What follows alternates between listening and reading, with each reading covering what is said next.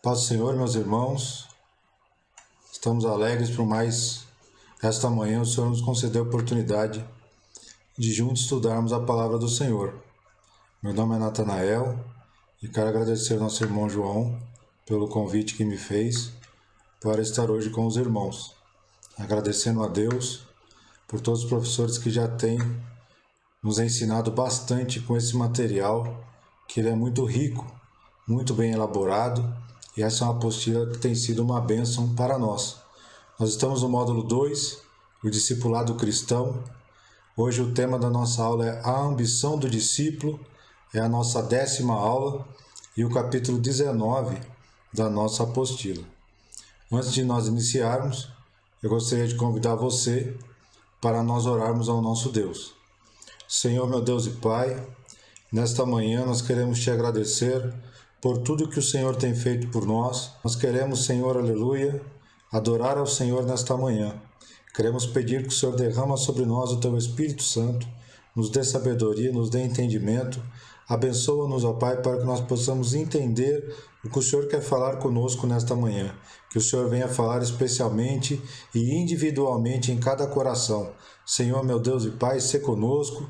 Nós queremos consagrar essa aula ao Senhor e que tudo venha a ser para a honra e para a glória do teu santo nome, Senhor, porque nós queremos aprender cada dia mais de ti, Senhor. Muito obrigado. Amém.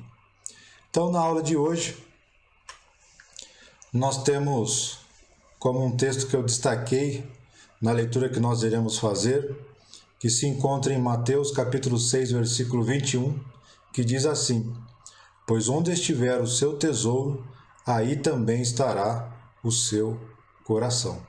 Então, nesta manhã nós vamos estudar esse assunto tão importante e que está totalmente relacionado com o nosso dia a dia, com a nossa forma de viver e com o nosso modelo de enxergar o mundo. O texto referência, Mateus capítulo 6, do versículo 19 até o 24, que nós vamos ler juntos nesse momento, e essa tradução é a NVI. O texto nos diz: não acumulem para vocês tesouros na terra, onde a traça e a ferrugem destroem, e onde os ladrões arrombam e furtam. Mas acumulem para vocês tesouros no céu, onde a traça e a ferrugem não destroem, e onde os ladrões não arrombam nem furtam. Pois onde estiver o seu tesouro, aí também estará o seu coração. Os olhos são a candeia do corpo. Se os olhos forem bons, todo o seu corpo será cheio de luz. Mas, se os seus olhos forem maus, todo o seu corpo será cheio de trevas. Portanto, se a luz que está dentro de você são trevas, que tremendas trevas são! Ninguém pode servir a dois senhores, pois odiará a um e amará o outro, ou se dedicará a um e desprezará o outro. Vocês não podem servir a Deus e ao dinheiro. Glórias sejam dadas ao nosso Deus. Então, no versículo 19 a 24, Jesus trata de questões públicas da vida, como dinheiro, posse, sustento e ambição. Então, Jesus deixa claro que nós não temos gaveta. Essa simbologia quer dizer, nós não temos uma parte religiosa e outra parte secular, uma parte sagrada e outra parte profana, ou uma parte serve a Deus e outra parte não serve, ou uma parte serve ao Senhor e uma parte vive conforme o mundo vive. Então nós somos um ser único, corpo, alma e espírito, todos eles voltados para a glória de Deus, e é onde o Senhor quer trabalhar na nossa vida. Ou seja, o discipulado ele é integral. Todas as áreas das nossas vidas devem ser consagradas ao Senhor e entregues ao Senhor. Então, nossas ambições, e aqui a palavra ambição, nós queremos dizer todo alvo que nos incentiva a agir, é a mola das nossas ações, é o que buscamos em primeiro lugar. E aqui nós já fazemos referência a Mateus 6,33, que diz que nós devemos buscar em primeiro lugar o reino de Deus e as demais coisas nos serão acrescentadas. Jesus fala sobre finanças e bens materiais, mostrando como podemos cair no erro de ter apego excessivo às coisas deste mundo. Então que nós devemos tomar muito cuidado na forma como nós vivemos e a forma como nós estamos vivendo cada dia diante da presença do Senhor. Jesus, ele usa 3 figuras ilustrativas nesse texto: tesouros na terra e tesouros no céu, olhos bons e olhos maus, e os 2 senhores, Deus ou Mamon, Deus ou riquezas. Então, a primeira parte que nós iremos estudar são tesouros na terra e tesouros no céu, que estão descritos nos versículos 19 a 21. Né? E tesouro nós vamos aqui definir como todo tipo de posse, seja dinheiro, propriedades, cargos, títulos, realizações, fama, né? Tudo aquilo que a gente possa ter de posse, nós vamos definir como sendo tesouro. E a obediência cristã sempre olha as intenções, as motivações e o coração. E isso é de fundamental importância, porque nós vamos observar no estudo de hoje, desta manhã, que o problema não é ter os bens materiais, mas sim o que esses bens significam para nós. Né? Não tem o problema de eu ter um bem material, o problema é como eu vejo esse bem material, ou o que ele significa para mim. E o versículo ele já começa: não acumular tesouros na terra. Por quê? Porque acumular tesouros na terra é efêmero, ou seja, ele se perde. Então, algumas perguntas que nós precisamos fazer, e aqui, fazendo um parênteses, né, é muito importante nós fazermos uma reflexão da nossa vida. Né? Porque, por exemplo, esse texto que nós estamos estudando esta manhã, ele é bastante conhecido, né? E nós já lemos diversas vezes, mas nós devemos parar para refletir a importância dos assuntos que aqui serão discutidos.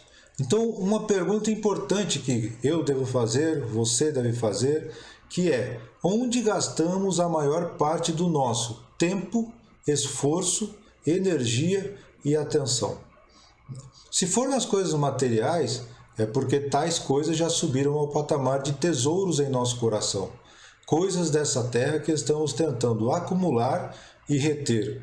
E aí eu coloquei em destaque aqui uma frase: seu tesouro é o motivo pelo qual você vive. E isso é muito importante que nós guardemos essa frase no nosso coração. O meu tesouro é o motivo pelo qual eu vivo.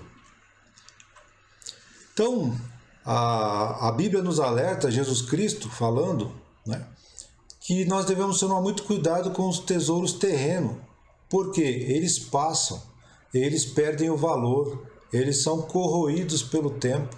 Né? Então, a beleza, ela se perde com o tempo. A inteligência, ela também se perde. Né? Até a apostila fala o seguinte: muitos gênios já morreram. Né? Então, são coisas que passam. Né? O dinheiro a gente perde, o poder também se perde. Então, a gente conhece diversos aí ex-presidentes que hoje não têm mais poder, ex-prefeito que não tem mais poder. Então, enquanto a pessoa está num determinado cargo, ela tem aquele poder.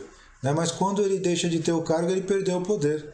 Inclusive, o pessoal fala que Brasília é uma grande ilusão, porque hoje a pessoa está lá em Brasília, é um deputado, é um assessor, é um senador, tem trânsito livre, vem uma nova eleição, a pessoa não é reeleita, ele já não pode mais entrar.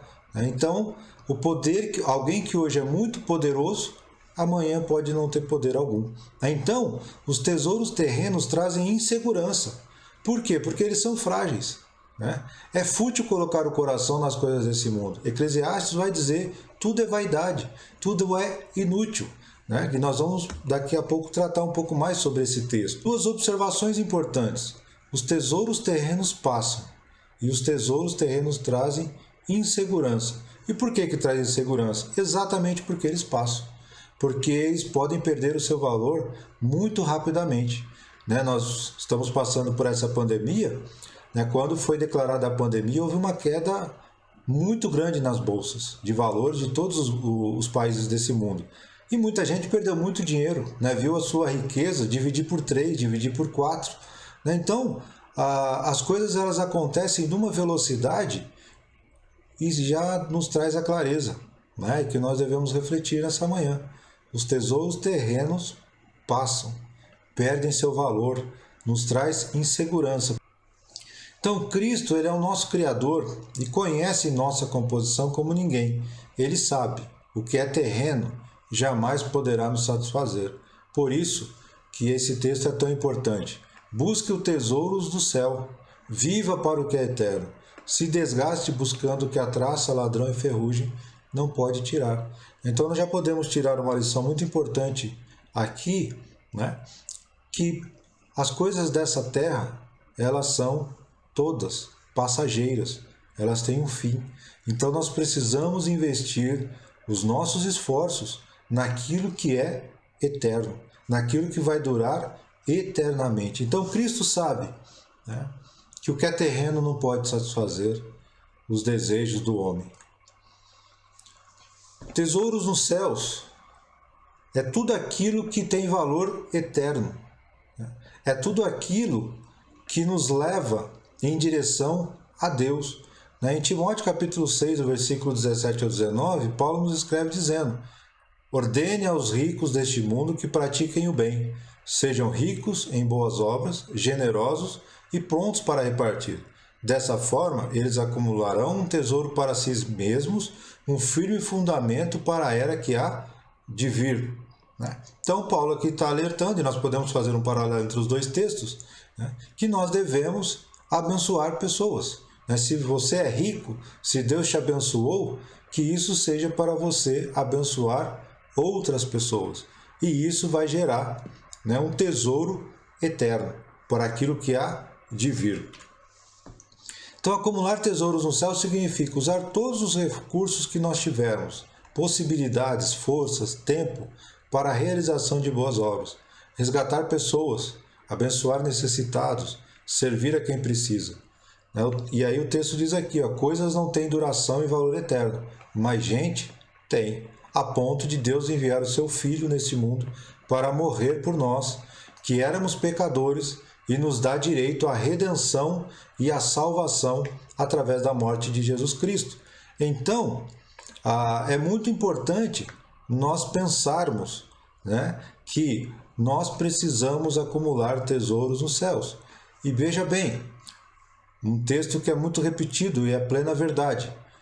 Nós não fazemos boas obras para sermos salvos, mas porque já somos salvos, porque cremos em Jesus Cristo, que morreu na cruz para nos salvar e perdoou os nossos pecados. E a partir de então, o sangue de Jesus Cristo nos purifica de todo pecado, o amor de Deus passa a abundar no nosso coração e com o amor de Deus nós passamos a resgatar pessoas, abençoar necessitados, servir a quem precisa. Então, é obra sim do cristão abençoar outras pessoas. É fundamental que o cristão tenha essa mentalidade.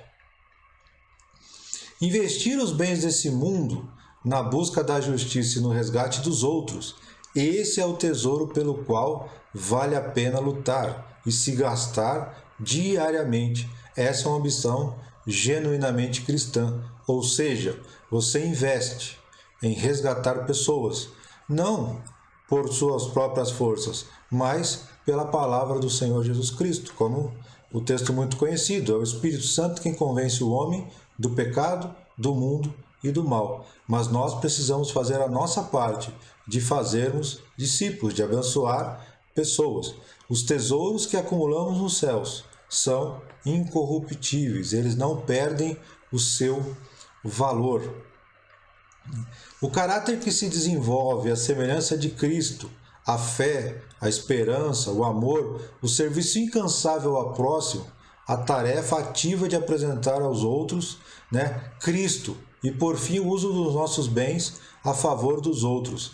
São investimentos que têm recompensa e validade duradouras, porque o próprio Deus é quem garante, é que está guardando esse investimento que nós estamos fazendo. Então, essa parte da apostila e do material me chamou muita atenção e eu dei glórias a Deus, que é pensar no prazer de chegar na glória celestial e descobrir que a sua vida, o seu serviço, foram o meio pelo qual muitas pessoas foram transformadas, abençoadas, consoladas e conduzidos a Cristo. Há tesouro maior que esse? De forma nenhuma. Né? Vale a pena fazer a obra do Senhor.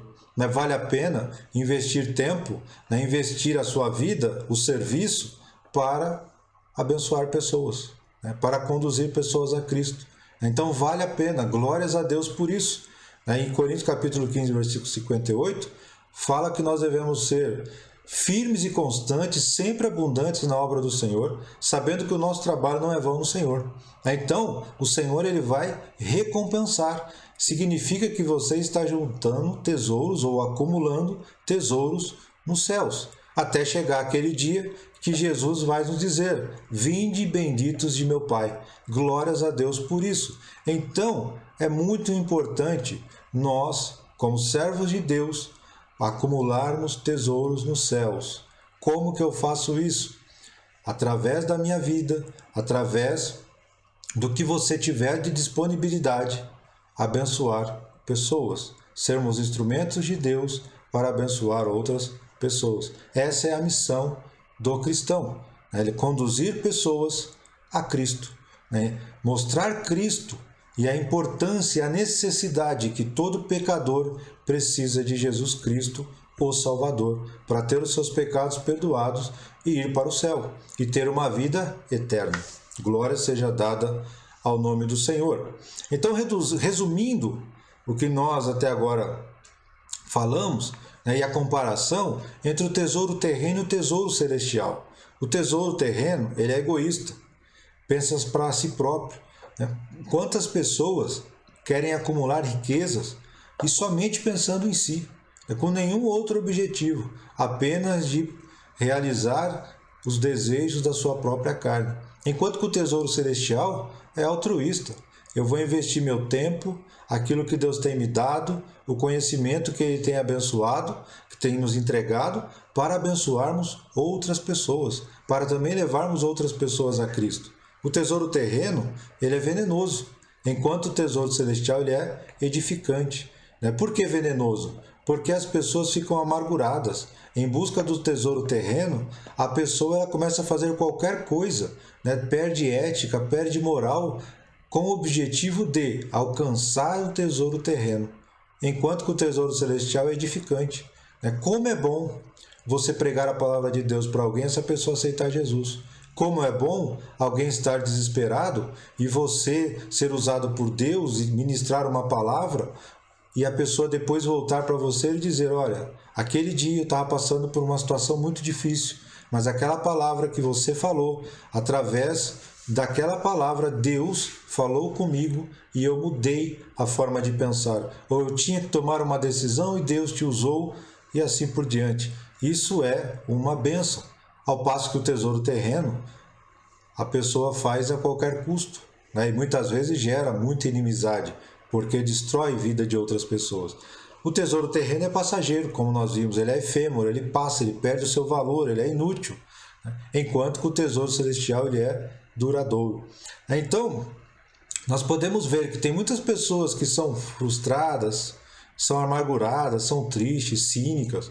Por quê? Porque buscaram o tesouro terreno, almejaram, fizeram coisas que desagradavam a própria sociedade, né, que estão fora do padrão de ética e moral da sociedade, e não conseguiram satisfazer os desejos do seu coração.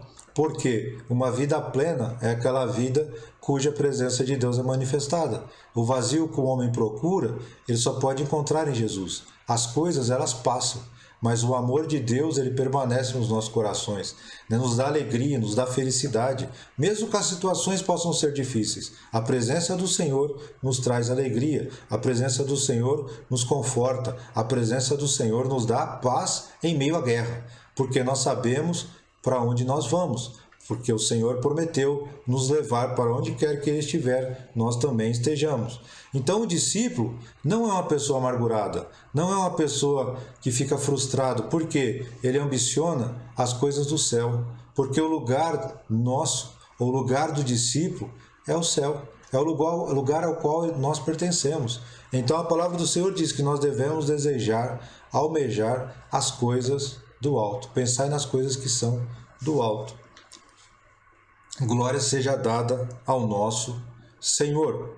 A partir do versículo 22 e o versículo 23, Jesus muda um pouco o foco da análise, né? Nós podemos observar que até agora nós estudamos que o texto enfatiza a durabilidade dos bens materiais, né? Que passa, que é efêmero, que não tem valor, que perde.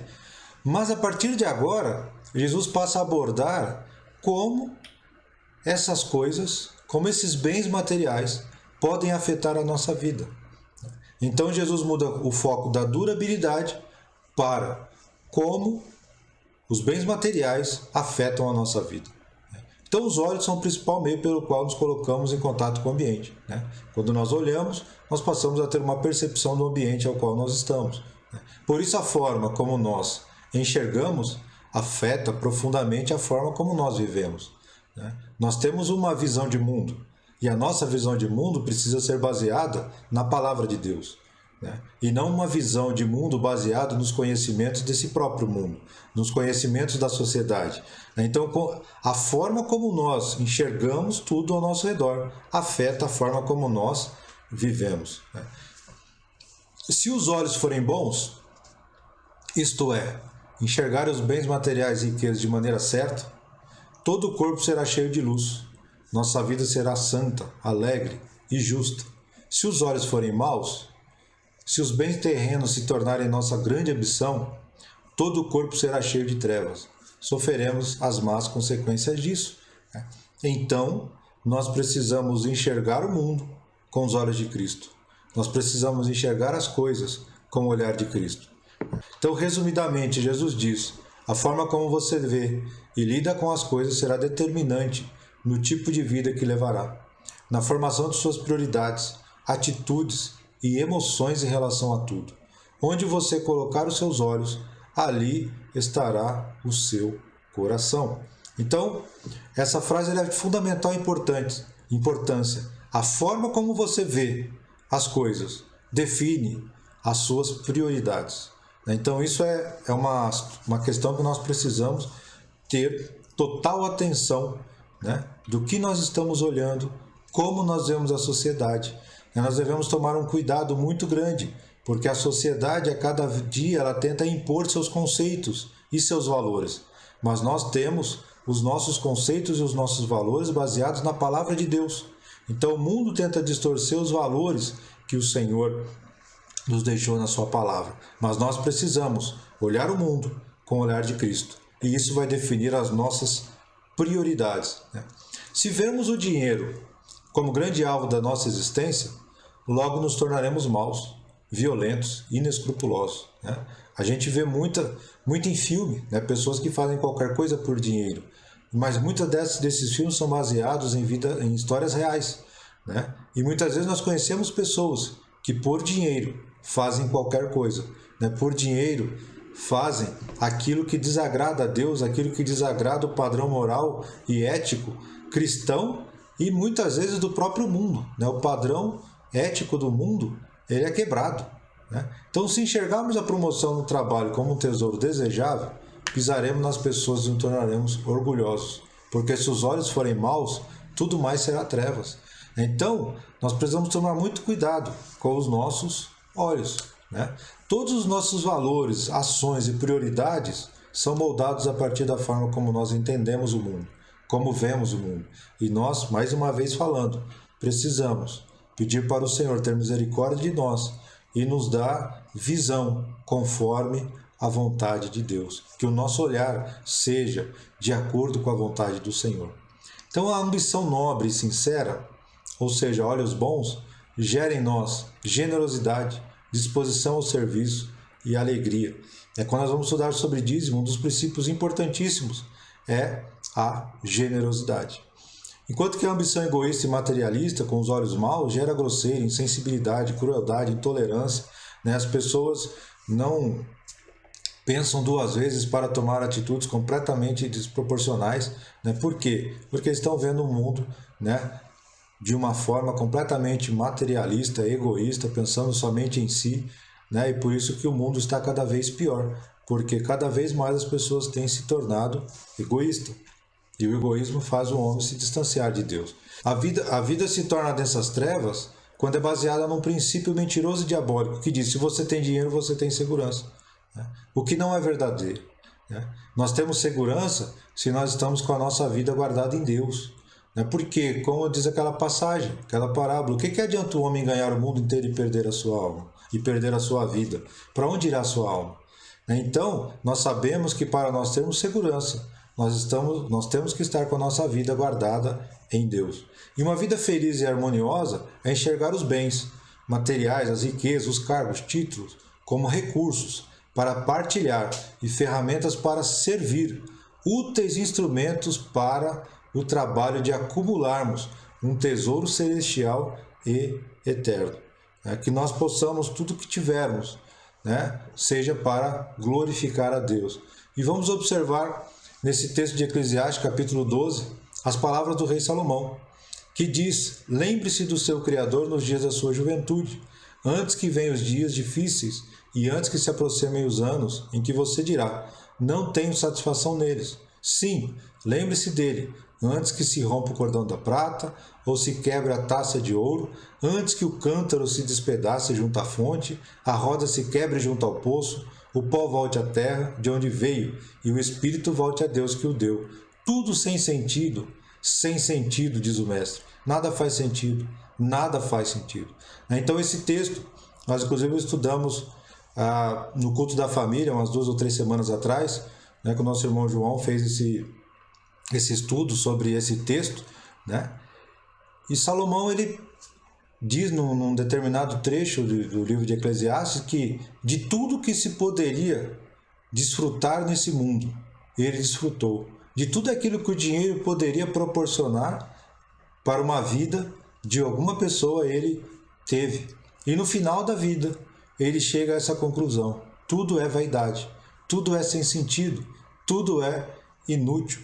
Nós só encontramos um verdadeiro sentido de viver quando nós colocamos o nosso coração nas coisas de Deus, quando nós fazemos a vontade de Deus.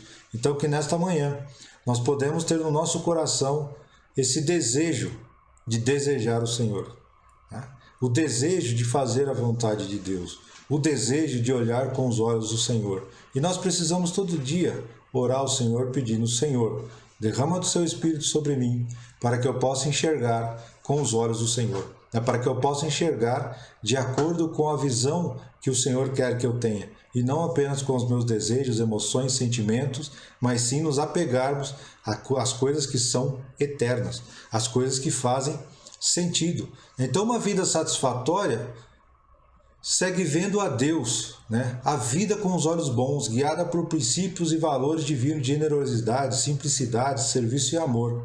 O discípulo mantém os olhos focados nas ambições certas, ele andará seguro e satisfeito. Já uma vida sem sentido é apegar-se às coisas terrenas, é sem sentido, é vazio. Passar a cobiçar as coisas do mundo se perderá em desesperadora escuridão. Então nós vemos vários livros de várias pessoas que foram extremamente ricas e que no final da sua vida sempre fazem essa reflexão, de que o dinheiro não trouxe a felicidade que ele esperava, de que o dinheiro não trouxe a alegria que ele esperava, porque nós sabemos que a verdadeira felicidade só é alcançada com a presença do Senhor, com a manifestação do Senhor na nossa vida, com a alegria do Senhor, e sabermos qual é exatamente as coisas que nós devemos fazer, que é seguir a vontade de Deus, fazer aquilo que agrada a Deus.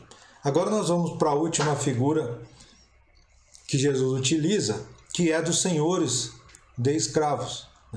E aqui é importante nós destacarmos que Jesus ele faz uma afirmação gravíssima e que nós devemos prestar muita atenção. Colocar o coração nas coisas desse mundo e viver orientado pelo materialismo, seja dinheiro, posição social, fama ou status, é mais do que uma busca errada. Não é apenas olhar o mundo de uma forma equivocada, é servir a outro Senhor. E servir a outro Senhor é idolatria. Tudo aquilo que nós colocamos no lugar de Deus é idolatria. Então, se nós começamos a viver uma vida orientada pelo materialismo, nós estamos praticando a idolatria. E a palavra do Senhor é muito clara, né? Que os idólatras não irão ao céu. Mas então é muito sério esse texto, né? Colocar alguma coisa no lugar de Deus, seja dinheiro, posição, fama, e assim passarmos a viver uma vida pautada nisso, com o nosso coração no mundo, é servir a outro Senhor. É colocar o coração nas coisas terrenas, é tornar-se escravos dela, né? Então a grande questão é: a quem eu servirei com a minha vida? A Deus ou ao dinheiro? A Deus ou a minha ambição pessoal? A Deus ou a mim mesmo? Jesus sabe que é impossível servirmos a dois senhores, né? Então, na vida do discípulo, uma das coisas mais complexas, né, e que nós temos estudado no discipulado é a morte do eu, né? São os meus desejos, as minhas vontades, deixar tudo isso para fazer a vontade de Deus, né? E nós somos extremamente, né, egoístas, queremos muito fazer aquilo que nós queremos. Então o discípulo ele precisa estar o tempo todo perguntando: Senhor, qual a sua vontade? Senhor, tenha misericórdia de mim, porque muitas vezes os meus desejos, as minhas vontades, as minhas ambições pessoais me impedem de ver a tua vontade, de ver aquilo que te agrada, né? E nós precisamos pensar muito nisso. Nós precisamos servir ao nosso Senhor, que é Jesus Cristo, e não servir a dois senhores, né? Então, não dá para nós apenas entregarmos ao Senhor uma parte, né? Servir a Deus aos domingos e ao dinheiro nos dias úteis. Entregar a Deus a metade da minha vida e outra parte a riqueza, né? E aí vem um texto que é muito importante, né? Hoje em dia, nós temos pessoas que têm mais de 2 empregos. Tem um emprego, tem 2 empregos, 3 empregos. Então ele tem 2 patrões.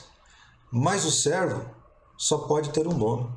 Então, quando nós tínhamos a época da escravidão, o escravo só podia ter um dono. Ele não tinha vários donos, né? Então, se eu tentar dividir a minha devoção entre Deus e a riqueza, eu estou servindo as riquezas, né? Então, não tem meio termo, né? E aí, em Isaías capítulo 2, versículo 8, o Senhor diz: eu sou o Senhor, esse é o meu nome, não darei a outro a minha glória, nem imagens o meu louvor. Então, nós precisamos ter essa certeza no nosso coração. O chamado de Deus para um relacionamento com Ele é sempre integral, é sempre completo.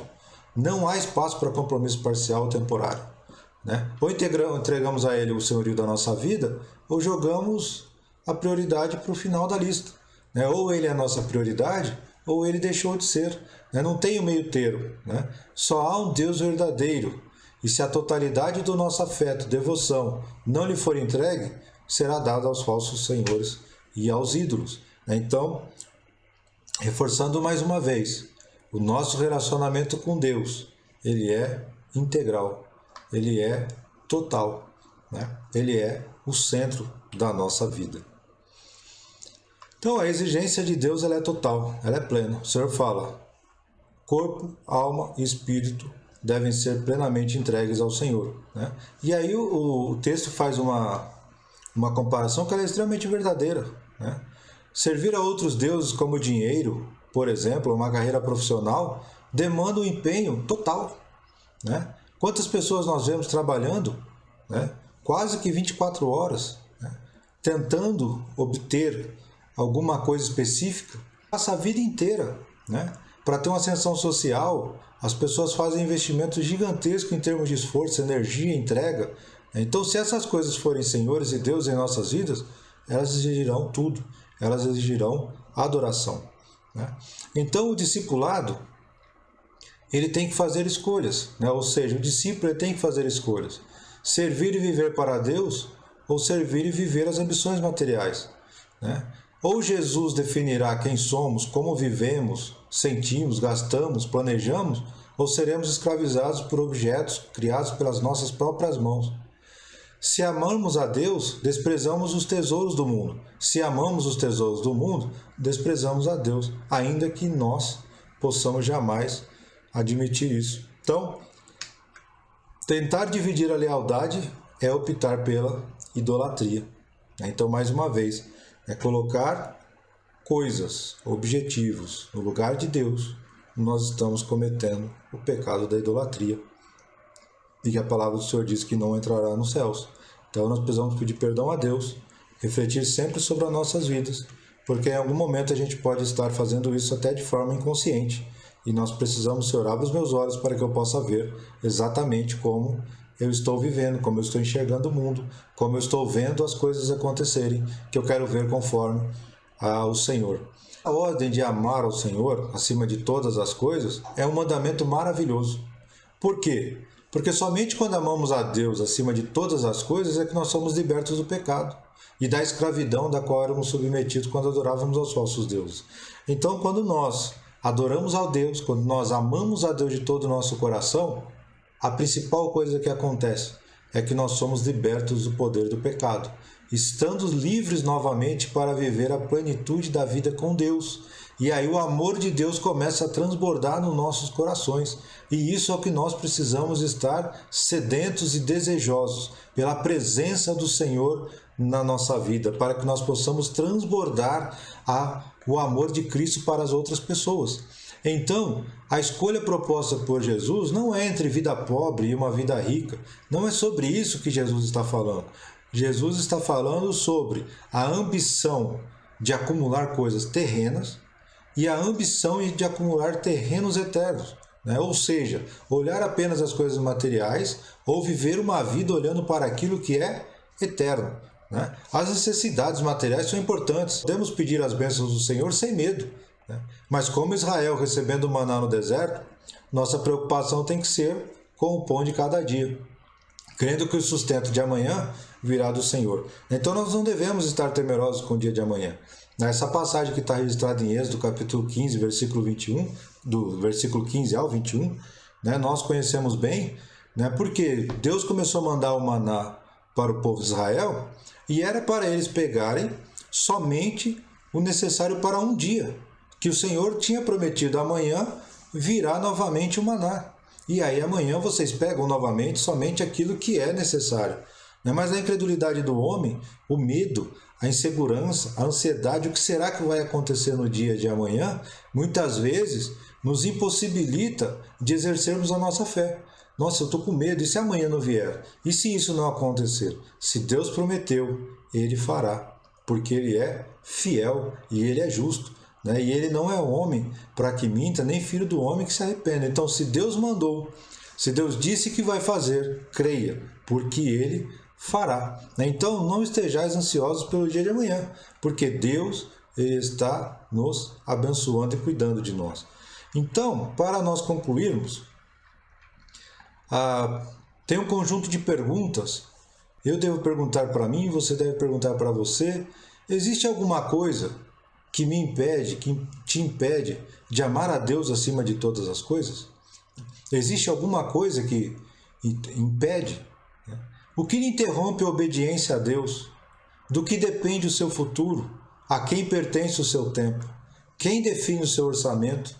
Com quais objetivos você usa suas habilidades, posição social, cargos que ocupa, emprego que tem? Quem define e direciona seus planos e projetos? A quem você quer agradar e adorar? Então essas perguntas servem como um autoexame para nós verificarmos se nós estamos de acordo com o padrão de Jesus. E aí nós devemos nos enxergar cada vez mais como fiéis administradores dos recursos que o Senhor nos deu. Eu aprendi desde pequeno, aliás, que antes de pedir, por exemplo, para Deus aumentar o meu salário, eu preciso pedir para Deus me dar a capacidade, a orientação, para que eu possa saber administrar aquilo que Ele tem colocado nas minhas mãos. Então nós precisamos solicitar, pedir a Deus, implorar, clamar: Senhor, me dê capacidade, condições, orientações do Senhor para administrar o que o Senhor tem colocado na minha mão, para que, a partir disso, o Senhor possa me abençoar para abençoar outras pessoas. Somente assim estaremos adequados às necessidades do mundo e aos ensinamentos do Mestre, a quem pertence o nosso coração e lealdade. Então, no dia de hoje, nós declaramos que Jesus é o nosso Senhor. Nós precisamos declarar isso. Nós precisamos colocar isso no nosso coração. Você precisa colocar isso no seu coração. Senhor, eu quero que o Senhor seja o dono da minha vida, seja o Senhor da minha vida, que eu seja conduzido pela vontade do Senhor. Então que nesta manhã nós possamos entregar a nossa vida sem reservas ao Senhor. Que a aula de hoje possa ter sido uma reflexão, porque para mim ela foi, né? Eu meditei nesse texto e Deus falou muito ao meu coração, né, que nós precisamos, como servos do Senhor, acumular tesouros eternos, que nós devemos ter o nosso olhar de acordo com o olhar de Cristo, né? Que nós devemos seguir somente ao Senhor e não permitir que nada neste mundo venha ocupar o lugar de Deus na nossa vida. Que nesta manhã você seja mais e mais abençoados por Deus. E eu quero fazer uma oração para nós finalizarmos a aula de hoje. Senhor, meu Deus e Pai, nós queremos te agradecer por esses momentos que o Senhor nos concedeu, de estarmos reunidos, Senhor, aleluia, para estudarmos a Tua Palavra.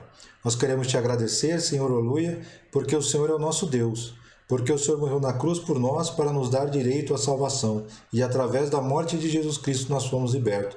Por isso, Senhor, perdoa os nossos pecados, perdoa se temos colocado alguma coisa no seu lugar, no lugar que é do Senhor de direito. Senhor, aleluia, nos faz enxergar as áreas das nossas vidas que precisam ser melhoradas.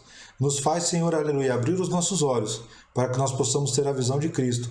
Derrama sobre nós do Teu Espírito Santo. Sede sobre nós, ó Pai, aleluia. Abençoa cada irmão que ouviu essa aula, cada irmão, ó Pai, aleluia, que possa ser tocado pelo Teu Espírito Santo e que nós possamos a cada dia mais e mais sermos abençoados. Tenha misericórdia de nós e nos abençoa neste dia.